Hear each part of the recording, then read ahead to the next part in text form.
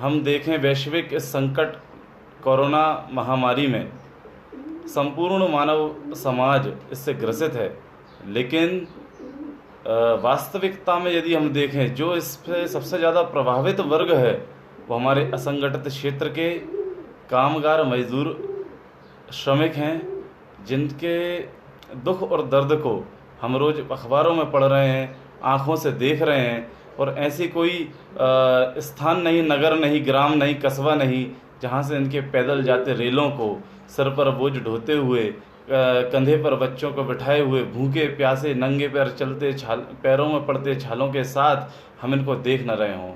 कहीं ना कहीं हमारे मानवीय समाज की संवेदनशीलता को जो झकझोर कर रख देने वाले दृश्य हैं।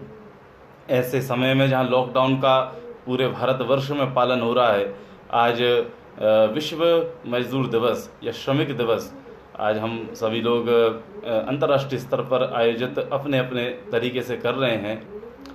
मित्रों, लोगों ने मुझसे कहा कि आज वीडियो क्यों बना रहे हो, आप कोई श्रमिक नेता हैं, मजदूर नेता हैं, आप श्रमिक हैं या श्रमिक ऐप भी चलाते हैं, फेसबुक चलाते हैं, ट्विटर वगैरह चलाते हैं। लेकिन मैं उन लोगों को बताना चाहता हूँ, मैंने आज का ये जो वीडियो है किसी श्रमिक के लिए नहीं बनाया।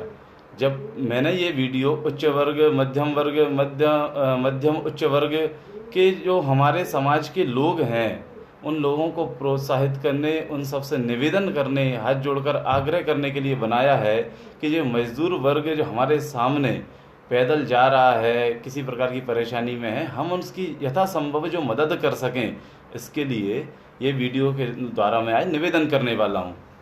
हम वीडियो के पहले मैं बता दूँ, वीडियो को 3 भागों में मैं रखूँगा, बहुत शीघ्रता से इसको समाप्त करने का प्रयास भी करूँगा। पहले हम मज़दूरों का महत्व, उसका जो फैलाव है, मज़दूर कहाँ कहाँ तक हैं, उस विषय में उसकी परिभाषा जानेंगे। फिर मज़दूरों की जो चुनौतियां हैं उनके लिए क्या समाधान हम कर सकते हैं, इस विषय पे हम बात करने वाले हैं। हम मज़दूरों को वैसे तो श्रम की जो श्रम और श्रमिक, इस दुनिया में, इस संसार में कोई भी मनुष्य ऐसा नहीं है जो श्रमिक ना हो। हर कोई किसी न किसी प्रकार से अपना श्रम साधन करता है और श्रम की साधना करते हैं। लेकिन वास्तविकता में जिन्हें हम मजदूर कहते हैं, जिसकी छवि हमारे समक्ष अंतर्मन में प्रकटित होती है, उस असंगठित क्षेत्र के मजदूर के विषय में हम चर्चा कर रहे हैं और उसी के लिए ये लाइव कार्यक्रम है। हम देखें, हमारे देश में 42 करोड़ से अधिक असंगठित क्षेत्र के मजदूर निवास करते हैं, जो विभिन्न राज्यों में प्रवासी श्रमिक के रूप में कार्यरत हैं और अपनी अपनी आजीविका चलाते हैं। आज इस कोरोना संकट के कारण उनकी आजीविका पर काफ़ी गहरा संकट मंडरा रहा है। हम देखें, हमारे देश में, या अर्थशास्त्र की परिभाषा हम समझें कि प्राथमिक, द्वितीयक और तृतीयक क्षेत्र के श्रमिक हमारे इस बाज़ार में पाए जाते हैं। लेकिन सर्वाधिक इन तीनों में असमानताएं हैं। सर्वाधिक जो असमान रूप से शोषित, संकटग्रस्त और अभावग्रस्त जीवन जीते हैं, जिनके पास शिक्षा का अभाव है, जिनके पास स्वास्थ्य सुविधाओं का अभाव है, जिनके पास किसी भी प्रकार की आय का साधन निम्न है, ऐसे असंगठित क्षेत्र के हमारे जो मजदूर भाई हैं, जिनका श्रम शारीरिक आधार पर, जो अपने श्रम को बेचकर अपनी सुविधाएं लेते हैं, जिन्हें हम दिहाड़ी मजदूर कहते हैं, जो रिक्शा चलाते हैं, ऑटो चलाते हैं, प्रेस करते हैं, कटिंग बनाते हैं, घरों में काम करने वाले लोग हैं, ठेला चलाने वाले, सब्जी बेचने वाले, ऐसे असंगठित क्षेत्र के और भी कई वर्ग के जो हमारे मजदूर हैं, श्रमिक भाई हैं, उन सब के लिए आज रोजी रोटी का एक बड़ा संकट खड़ा हो गया है। इस कोरोना के कारण कई कार्य रुक गए हैं। जहाँ पर वो अपना कार्य करते थे, दिहाड़ी मजदूर की करते थे, आज मजदूर मजबूर होकर अपने घरों की ओर पलायन करने के लिए विवश है। हम देख रहे हैं 600 किलोमीटर, 700 किलोमीटर, मित्रों ये कल्पना भी नहीं कर सकते कोई 7 किलोमीटर अपना बोझा परिवार लेकर एक स्थान से दूसरे स्थान पर पलायन करता है। उसकी पीड़ा, जो 4-4 दिन से भोजन नहीं किया है, 4-4 दिन से जो प्यासा है, लोग उसको कहीं कहीं पर असंवेदनशीलता का वो माहौल है, सूचनाएं अखबारों के माध्यम से प्राप्त होती हैं, उनको कोई भोजन के विषय में नहीं पूछ रहा है, उनको कोई पानी के विषय में, ऐसा लग रहा है कि वो मजदूर नहीं अपराधी हो गए हैं। मित्रों, ऐसे में वो देवदूत, वो कोरोना वॉरियर्स जो समाज सेवा में उनके संकट की घड़ी में लगे हुए हैं, उनको भोजन का प्रबंध कर रहे हैं, पानी का प्रबंध कर रहे हैं, उनकी सुविधाएं कर रहे हैं, ऐसे लोगों को मेरा बारंबार प्रणाम है। आप लोग ऐसे देवदूत बनकर ईश्वर का कार्य कर रहे हैं, एक तरह से आप लोगों को बारंबार प्रणाम है। मित्रों, हम बात करें इनकी मज़दूरों की, तो आज हम देखते हैं औद्योगिकीकरण के पश्चात हमारे देश में श्रम आधारित उद्योगों की अपेक्षा प्रौद्योगिकी आधारित मशीनरी का प्रयोग होने लगा है, जिसमें कुशल श्रम की मांग बढ़ने के कारण मानव श्रम अत्यल्प रूप में कार्य करते हैं, जबकि हमारे देश में जो असंगठित क्षेत्र के श्रमिक हैं उनके लिए कुशल, दक्षता, निम्न आय, शिक्षा का अभाव इत्यादि अभावों के साथ साथ वह अपने जीवन को उस श्रेणी में नहीं ला पा रहे हैं और प्राथमिक स्तर में बने हुए हैं।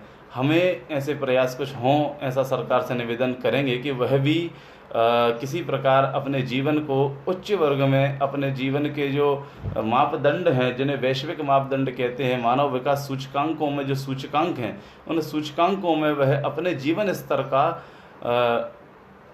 स्तर को ऊपर उठा सकें, जिससे कि वो तो मजदूर हैं, उनकी आने वाली पीढ़ियां किसी प्रकार की मजदूरी न करते हुए अच्छे जीवन स्तर को, अच्छा हवा, पानी, जल, भोजन और आवास, कम से कम जो जीवन की मूलभूत सुविधाएं हैं उनको प्राप्त कर सकें। हमारे देखते हैं कि वर्तमान में हमारे जो मजदूर भाई बहन हैं, इनको क्या समस्याएं आ रही हैं। सबसे पहले हम अपने से शुरू करते हैं। हम सोशल डिस्टेंसिंग के कारण अपने घरों में काम करने वाली बाइयाँ हों, सफाई कर्मी हों, किसी खाना बनाने वाले, सफाई गार्ड की नौकरी करने वाले, इस प्रकार के लोगों को अवकाश तो दे दिया है, क्या हम उनको वेतन दे रहे हैं इस अवधि में, जिससे कि उनका पेट पालन हो सके, इसकी चिंता भी हम ही को करनी है। और किसी प्रकार से वो लोग परेशान ना हों। हमारे घरों के आसपास हम उनसे फ़ोन करके चिंता कर सकते हैं, पूछ सकते हैं कि भैया आप कैसे हैं, कोई समस्या तो नहीं है। हमारे पास जो उपलब्ध संसाधन है उनमें से कुछ भाग हम उनको प्रदान कर सकें। अभी हम देख रहे हैं निर्माण कार्य हैं, परियोजनाएं हैं, उद्योग हैं, व्यवसाय हैं, ये सभी अभी बंद हो गए हैं, कोरोना के कारण रुक गए हैं। तो ऐसे में ये लोग जो प्रवासी मजदूर थे, प्रवासी श्रमिक हैं हमारे, ये अपने एक स्थान से दूसरे स्थान पर पलायन करने के लिए विवश हैं। हम देख भी रहे हैं, रेले के रेले चले आ रहे हैं। साथ ही साथ ऐसे में जब खाने का संकट है, इन लोगों को लोक वितरण प्रणाली का ठीक से क्रियान्वित न होना बड़ा ही कष्टकारक हो रहा है, जिससे इनकी राशन की व्यवस्था सरकारी स्तर पर उचित नहीं हो। वास्तविकता में जैसे आवश्यकता है उसे राशन मिल रहा है कि नहीं मिल रहा, इसकी चिंता भी हमको देखना है। और ये चुनौती है, कई जगह से राशन कार्ड के अभाव में, किसी प्रकार के अभाव में लोगों के पास कहीं राशन की उपलब्धता नहीं हो पा रही है, किसी के पास भोजन की उपलब्धता नहीं हो पा रही है। और एक चीज़ और, पंजीकृत न होने के कारण जो राष्ट्रीय योजनाएं हैं, जो मजदूरों के लिए, श्रमिकों के लिए जो राष्ट्रीय योजनाएं केंद्र राज्य सरकारें चला रही हैं, वो उनको नहीं पहुंच पा रही हैं, क्योंकि उनका पंजीयन नहीं है। अब लेकिन वर्तमान स्थिति में हम देखें, कोरोना के उसमें जो असंगठित क्षेत्र के 42 करोड़ से अधिक लोग हैं, उनकी क्या स्थिति है। केंद्र सरकार के गृह मंत्रालय द्वारा अप्रैल के प्रथम सप्ताह में जो रिपोर्ट सुप्रीम कोर्ट में सौंपी गई है, उसके अनुसार लगभग 24 लाख प्रवासी श्रमिक हैं जो राहत शिविरों में रहने के लिए विवश हैं और अपने जीवन से संघर्ष कर रहे हैं। जहां सोशल डिस्टेंसिंग का पालन कर रहे हैं, वहां पर वो लोग ऐसी भरी गर्मी में राहत शिविरों में रहकर जीवन, अपने घर जाने के रास्ता देखते हुए बड़ी उम्मीदों के साथ उन शिविरों में रह रहे हैं। और लगभग 54 लाख श्रमिक देश भर में केंद्र व राज्य सरकारों द्वारा भोजन प्राप्त कर रहे हैं। और ऐसे कई गैर सरकारी संगठन हैं जिनका कि बारंबार अभिवादन है, जो इस देश की परंपरा, इस देश की संस्कृति को बचाए रखे हैं। उनके द्वारा, ऐसे संगठनों के द्वारा 30 लाख से अधिक श्रमिकों को प्रतिदिन भोजन उपलब्ध कराया जा रहा है। ऐसी स्थिति में जब पूरे देश में कोरोना का संकट इतना गहराता जा रहा है, हमारे ऐसे संगठनों को आगे आ रहे हैं और जो आ सकते हैं उनसे प्रेरणा लेकर आना भी चाहिए। अब इन समस्याएं जो मैंने कुछ चुनिंदा समस्याएं तो अथाह, लेकिन वर्तमान में हम किन को समस्याओं को लेकर चल सकते हैं उनको उठा रहे हैं। उनके लिए हम सुझाव पहले अपने से क्या लागू कर सकते हैं, उनके स्तर के लिए हम बात करते हैं। अपने घरों में जो लोग कार्य कर रहे हैं उनको हम वेतन दें, उनसे कार्य ना कराएं। सबसे पहले मेरा आप सभी लोगों से निवेदन है, इस संसार में किसी व्यक्ति को नौकर गुलाम न समझें, उसका शोषण न करें, क्योंकि हर व्यक्ति का अपना स्वाभिमान होता है, हर व्यक्ति का अपना जीवन का एक उद्देश्य होता है। अगर हम किसी की मजबूरी की व्यवस्था का फ़ायदा उठाकर, उसका लाभ उठाकर उसको हम किसी तरह से अपमानित करेंगे, उसको शोषित हुआ महसूस होने देंगे, तो ये आप याद रखिए, ईश्वर की निगाह में सब एक हैं। हमारा वहाँ पर ऊपर सब लेखा जोखा नोट होता है। इसलिए हम किसी प्रकार से किसी को अपमानित ना करें, शोषण किसी का ना करें। ऐसी अवस्था में जो आपके यहाँ दुकानदार हैं, आपके यहाँ कोई किराए से रहता है या आपके यहाँ कोई काम करने वाला है, उससे ना किराया मांगें। वो जो व्यक्ति आपके यहाँ खाना बनाने आता है उसको अवकाश दें और पूरा वेतन दें, एवं फ़ोन करके उससे चिंता करें कि अपने उसके बच्चों का, उसका जो हाल है कैसा, उसे किसी चीज़ की कोई आवश्यकता तो नहीं है। अपनी कॉलोनी में आने वाले सफाई कर्मी, अपनी कॉलोनी में आने वाले नगर पालिका कर्मी, उन सबका भी हमको ही ध्यान रखना है। वो ऐसी विषम परिस्थिति में भी हमको साफ़ सफाई स्वच्छ एक वातावरण दे रहे हैं। ऐसे लोगों को कैसे हम अपनी तरफ से जो संभव मदद हो सके वो करें। उनको चाय का पूछ सकते हैं, उनका प्रोत्साहन बढ़ाएं, उनके लिए कोई राशन की व्यवस्था हो सके तो वो करें। इस प्रकार से हम उनके विषय में सोच सकते हैं। अगर हमको कहीं से श्रमिकों का समूह आता दिखता है तो उनसे शारीरिक दूरी बनाए रखते हुए सोशल या नैतिकता का पालन करें, उनको भोजन पानी का प्रबंध कराएं। हमारे अशोकनगर में कई समाज सेवी संस्थाएं और कई समाज सेवक लगे हुए हैं, प्राणपण से जुटे हुए हैं। उन्हें ये काफ़ी गौरव का और गर्व का विषय है। उन्हें कहीं से भी जानकारी लगती है, कितने भी लोग आ रहे हों उन सब के लिए वह भोजन की व्यवस्था करते हैं और सबको भोजन करते हैं, उनके जाने की समुचित व्यवस्था करते हैं। अब हम बात करें शासन स्तर पर हम क्या सुझाव दे सकते हैं। शासन स्तर पर हम क्या सुझाव लोगों को सरकार से निवेदन कर सकते हैं, सरकार इसमें क्या श्रमिकों के लिए योजनाएं दे सकती है। श्रमिकों को सबसे पहले आवश्यकता है इस समय उचित स्वास्थ्य परीक्षण की। उनके अंदर किसी प्रकार की कोई वायरस का आक्रमण तो नहीं हुआ है, सरकार को सुनिश्चित करना चाहिए। बेहतर उनको स्वास्थ्य सुविधाएं प्रदान करे सरकार। साथ ही जो संकटग्रस्त प्राथमिक क्षेत्र के असंगठित जो कामगार श्रमिक वर्ग के लोग हैं, इनको एक निश्चित आय सरकार को लॉकडाउन के समय इनको देनी चाहिए, जिससे कि ये अपना जीवन स्वाभिमान पूर्ण रूप से जी सकें। और हम अभी देखने में आ रहा है कोई कर्ज ले रहा है, कोई मांग कर खा रहा है, ऐसी परिस्थिति ना आए, सभी का जीवन स्वाभिमान पूर्ण जीवन बना रहे। श्रमिकों को जो लोक वितरण प्रणाली की व्यवस्था सरकार की है, वह लोक वितरण प्रणाली संवेदनशीलता के साथ हो। ऐसा नहीं कोई यदि कंट्रोल पर राशन लेने जाता है तो उसका कोई स्वाभिमान नहीं है। हमें ध्यान रखना होगा वह व्यक्ति जो कंट्रोल पर अपना राशन लेने गया है वह भी इंसान है, मानव है, उसकी व्यवस्था है, वो आ रहा है आपके पास, तो उससे भी व्यवहार करें, उसका यथोचित सम्मान करें और सम्मानपूर्वक संवेदनशील होकर उसको हम राशन दें। ऐसी हमारी व्यवस्था होनी चाहिए। किसी को राशन कार्ड के अभाव में, किसी के अभाव में, ऐसी सरकार से निवेदन है कोई राशन से वंचित न रह जाए। वैसे भी हमारी समाज सेवी संस्थाएं प्रयास कर रही हैं, नित्य प्रतिदिन हम फोटोज़ वीडियोज़ उनके देखते हैं, लोग लगे हुए हैं अपने अपने स्तर पर प्रयास करने के लिए।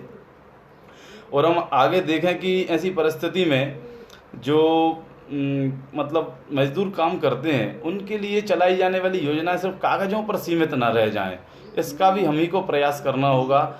हम शासन के जो अधिकारी हैं, शासन के जो प्रशासनिक अधिकारी हैं, उनको अंतिम छोर तक खड़े व्यक्ति जो पंडित दीनदयाल उपाध्याय जी का जो दर्शन है, उस दर्शन को मानते हुए, आत्मसात करते हुए श्री राम राज्य की जो अवधारणा है उसको साकार करने की हमको पूरा प्रयास करना चाहिए। अंतिम छोर तक खड़े व्यक्ति तक हम अपनी व्यवस्थाएं राहत कैसे पहुंचाएं, समाज के सहयोग से प्रशासनिक अधिकारी आपस में समन्वय करके ऐसा एक योजना बनाएं, प्रयास करें हम देखते हैं प्रतिदिन लंबे लंबे रैले मजदूरों के चले आ रहे हैं। ऐसा क्यों हो रहा है, इसकी हमको चिंता करनी चाहिए। हम जो कर सकें यथा सामर्थ्य प्रयास करें। और साथ ही साथ जो मजदूर जिन ठेकेदार या जिन नियोक्ता के यहाँ कार्य करते हैं, उनकी जिम्मेदारी बनती है, उनका उत्तरदायित्व बनता है कि वह अपने किसी प्रकार के जो मजदूर उनके यहाँ स्टाफ कार्य कर रहा है, उस स्टाफ का राष्ट्रीय पंजीकरण मजदूर में श्रम पोर्टल पर कराएं, जिससे कि केंद्र व राज्य से मिलने वाली सभी श्रमिक सुविधाएं उसको प्राप्त हो सकें। क्योंकि हमारा चूंकि मजदूर वर्ग जो रहता है, श्रमिक भाई जो रहते हैं, शिक्षा के अभाव में, जागरूकता के अभाव में अपने किसी प्रकार के कानून का लाभ नहीं ले सकते। उनको 40 से अधिक कानून या लाभ उनको संविधान ने प्रावधान दिए हैं, वह कानून क्यों लागू नहीं है, इस विषय पर बात करने के लिए कोई आगे नहीं आता। मजदूर और छात्र इस देश की स्वतंत्रता के बाद से वोट बैंक की राजनीति का ही हिस्सा बने। वास्तविकता में मजदूरों के प्रति किसी ने संवेदनशीलता नहीं दिखाई, और यदि दिखाई है तो उन तक वह चीज़ नहीं पहुंच पाई है। तो शासन की योजनाएं, डिजिटलाइजेशन तथा इसका जो समय आया है, इसका फ़ायदा उठाते हुए एक एक वर्ग तक हम अपनी योजनाओं को उन तक पहुँचाएँ। उन तक चीज़ें पहुँच रही कि नहीं पहुँच रही। साथ ही जो प्रवासी श्रमिकों को एक राष्ट्रीय पहचान पत्र, इसकी व्यवस्था भी सरकार को करानी चाहिए, जिससे कि वह किसी भी राज्य में जाएं, लेकिन उनको जो इस समय परेशानियां आ रही हैं, उनका एक रजिस्ट्रेशन हो सरकार के पास, जिससे कि वो कुछ भी सरकार की योजनाएं आती हैं तो सीधा उनके पास डायरेक्ट बेनिफिट होना चाहिए, उनको सीधा उससे लाभ होना चाहिए। और साथ ही साथ एक ऐसी श्रम नीति आनी चाहिए जिससे श्रमिकों के जीवन वर्ग में जो उनका शिक्षा है, भोजन है, आवास है, उनके बच्चों की पढ़ाई लिखाई, स्वास्थ्य सुविधाएं, इसमें उनका स्तर ऊंचा उठे। ऐसी सुविधाएं भी सरकार को, ऐसी श्रम नीति भी लानी चाहिए। लेबर कोड बिल, इसको पारित कराना बहुत आवश्यक है। सरकार इस विषय में भी चिंता करे, हमारी सरकार से यह प्रार्थना है। संगठित असंगठित श्रमिकों की जो सामाजिक सुरक्षा है, इसके लिए भी सरकार को अतिशीघ्र कानून लाना चाहिए, जिससे कि उनके जीवन बीमा है, इस प्रकार की उनको मिलने वाली और सुविधाएं हैं, उनमें बढ़ोतरी हो। मानव विकास के जितने सूचकांक हैं, उन सभी सूचकांकों को ध्यान में रखते हुए श्रमिकों के विकास, जीवन विकास की दर उच्च हो, उसकी अभिवृद्धि हो, इसके लिए सरकार के साथ साथ प्रशासनिक अधिकारियों के साथ साथ समाज के प्रबुद्ध वर्ग को और समाज सेवी संस्थाओं को साथ लेकर एक समन्वय समिति बने और श्रमिकों के लिए मन वचन कर्म से, निर्मल मन से लोग कार्य करें। आज हम देखने में आता है शोषण होता है, मजदूरों का शोषण होता है, उन्हें उनके अधिकारों का ज्ञान न होने के कारण उन्हें उचित मात्रा में उनका मेहनताना नहीं मिलता, उन्हें किसी प्रकार से उनको अपने जागरूकता का अभाव है। तो हम उनको कैसे जागरूक कर सकते हैं? हमारे पास यदि कोई एक भी कर्मचारी या एक भी श्रमिक कार्यरत है, उसको हम मानवता की कसौटी पर ध्यान रखते हुए उसके साथ वही व्यवहार करें जो हम स्वयं के साथ करना चाहते हैं या स्वयं को साथ करते हैं। हम एक चीज़ का और ध्यान रख सकते हैं, सरकार ऐसी योजनाएं चला रही है, कौशल विकास प्रशिक्षण केंद्र जगह जगह चल रहे हैं, तो सरकार को और अधिक ढूंढ कर निचले स्तर तक मजदूरों को प्रशिक्षण देना चाहिए, उनके कौशल का विकास करना चाहिए। किसी भी उनको कौशल विकास करके उनको मध्यम लघु मध्यम उद्योग इत्यादि के लिए प्रोत्साहित करके उनको कैसे हम मुख्य धारा में ला सकें, उनकी आने वाली पीढ़ी का भविष्य सुरक्षित हो सके, इसके लिए भी सरकार को प्रयासरत होना चाहिए। साथ ही साथ मेरा ये कहना है, श्रमिक वर्ग सिर्फ इसलिए निम्न जीवन जी रहा है क्योंकि हम उच्च वर्ग का जीवन जीना चाहते हैं। हो सकता है आप में से कई लोग संवेदनशीलता रखते हो, लेकिन अधिकतर हमने देखने में आता है लोग श्रमिक वर्ग को सदैव निम्न और गुलाम समझकर मानते हैं। यदि यह श्रमिक जातियों में तथाकथित दलित समाज से आता है या SC ST का होगा, तो उसके साथ और हमें देखने में आता है कि दुर्व्यवहार की घटनाएं सामने आती हैं। ये बात बहुत कड़वी है। आज हम 21वीं सदी में रह रहे हैं और 21वीं सदी में रहने के बाद भी यदि हमारा कोई मजदूर भाई 700 किलोमीटर पैदल चलकर अपने गंतव्य की ओर जा रहा है, किसी के साथ जातिगत भेदभाव हो रहा है या किसी के साथ उसकी दशा और उसकी अवस्था को लेकर उसकी गरीबी के कारण अपमान हो रहा है, तो ये हमारे देश में हम सबको सोचने वाली बात है। हम अपने आप को इतना विकसित समझते हैं, ये कहीं से कहीं तक उचित नहीं है। हम अपने स्तर पर जो कर सकें उनके लिए प्रयास करना होगा। मैंने मजदूरों की वर्तमान स्थिति चुनौती उनके लिए अपने और शासन द्वारा जो सुझाव हो सकते हैं उन सबके आप सबके सामने यथासंभव वर्णन करने का प्रयास किया है। अब मैं अपने वीडियो के बिल्कुल अंत स्थिति में पहुंच चुका हूं। मैं आप सभी लोगों से निवेदन करता हूं, ये कोई श्रमिकों से मेरा वाकई में कोई ऐसा विशेष अनुभव तो नहीं है, लेकिन पढ़ते देखते देखते हमको अंदर से अंतर्मन से संवेदनशीलता जागृत होती है कि ये हमारे जैसे मनुष्य हैं, इनके इधर भी लाल रक्त इनकी नसों में दौड़ रहा है, रगों में भी लाल जैसे हमारा खून है उनका खून है, उनके साथ क्यों इतना सौतेला व्यवहार होता है। वो मजदूर आप सोचिए 700 किलोमीटर जो पैदल चलकर आ रहा है, क्या मनोदशा होगी, क्या उसकी शारीरिक दशा होगी, आप समझ सकते हैं। सरकारों से मेरा निवेदन है, ऐसे कई लोग फंसे हुए हैं, उनके बारे में गंभीरता से आप कृपया चिंतन करें। अपनी मेरी बात को जो पहुंचा सकें सरकार तक जरूर पहुंचाएं। इस वीडियो को शेयर करें, पोस्ट करें और कई प्रकार की अगर आप कोई सुझाव देना चाहते हैं मुझे आप सुझाव दे सकते हैं। मैं अब इसी प्रकार आप लोगों के मध्य समय समय पर आता रहूँगा और लाइव करता रहूँगा और मुझे जो लगता है अपने विचार में आप सबके समक्ष रखता रहूँगा। आप लोग भी आज इस टेक्नोलॉजी का प्रयोग करके आप सब लोगों के मध्य बने रह सकते हैं। आज हम सबको, मेरा चूँकि विषय कहीं से कहीं तक श्रमिकों का नहीं था, लेकिन रोज़ न्यूज़पेपर में पढ़ रहा हूँ, इसलिए मेरे मन में अति पीड़ा हुई, मैंने ये आने का प्रयास किया। और मैं जानता हूँ मेरे जो मित्र हैं, मेरे जो साथी हैं, जो वास्तविक हैं, वो मुझे इस समय देखते हैं, मेरा सहयोग करते हैं, लेकिन जो मेरे वाकई में शुभचिंतक हैं वो भी इस वीडियो को देखते हैं, ज़रूर देखते हैं। तो मेरा निवेदन है आप लोग ऐसा ही प्रेम बनाए रखें और मैं जो भी कोई सुझाव हो मुझे देने के लिए आप निश्चित दे दिया करें। मैं वीडियो चालू करता हूं उसके पहले आज मैं फिर बताना भूल गया, मुझे कई मित्र फ़ोन करके सुझाव देते हैं। ऐसे ही आप लोग मुझे वीडियो के प्रारंभ होने में आप अपना कमेंट में अपनी जो सुझाव है या मैं कुछ गलती कर रहा हूँ मुझे बता दिया करें, जिससे मैं उसका सुधार कर सकूँ, बाद में आपसे चर्चा कर सकूँ। शायद अब बात हो चुकी है, जो मुझे कहना था अपनी बात रख चुका हूँ।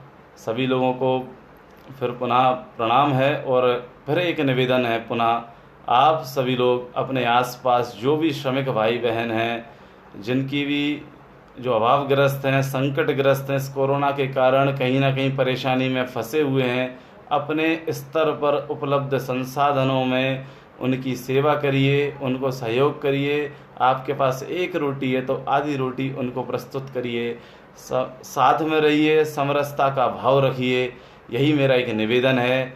मैं आप सब लोगों से अपेक्षा करता हूं, आप सभी लोग लॉकडाउन का पालन कर रहे होंगे, मास्क लगाकर घर से अति आवश्यक कार्य हुआ तो ही निकल रहे होंगे, सैनिटाइज़र का प्रयोग कर रहे होंगे। यदि किसी प्रकार की लापरवाही कर रहे हैं तो कृपया ना करें। अभी कोरोना का संकट टला नहीं है, नियंत्रित कुछ जिलों में ज़रूर हुआ है। ये नियंत्रण हमेशा के लिए बना रहे। ऐसे सोशल डिस्टेंसिंग का पालन करते हुए, जैसे हिंदी में हम शारीरिक दूरी कहेंगे, और संवेदनाओं को ना मरने दें, संवेदनशील रहें। हर व्यक्ति, पशु, जीव मात्र के लिए विश्व कल्याण की भावना हमारा धर्म हमें सिखाता है। हम लोग विश्व के मंगल करने वाले हैं। इस समय में हमको जो पीड़ित दिखे और हमारा सामर्थ्य यदि हम उसके लिए प्रयास करें, जाति पंथ मजहब से ऊपर उठकर मानव मात्र की सेवा करने के लिए नर सेवा नारायण सेवा का सूत्र ध्यान रखें। सभी को जय श्री राम, वंदे मातरम, श्रमेव जयते, भारत माता की जय।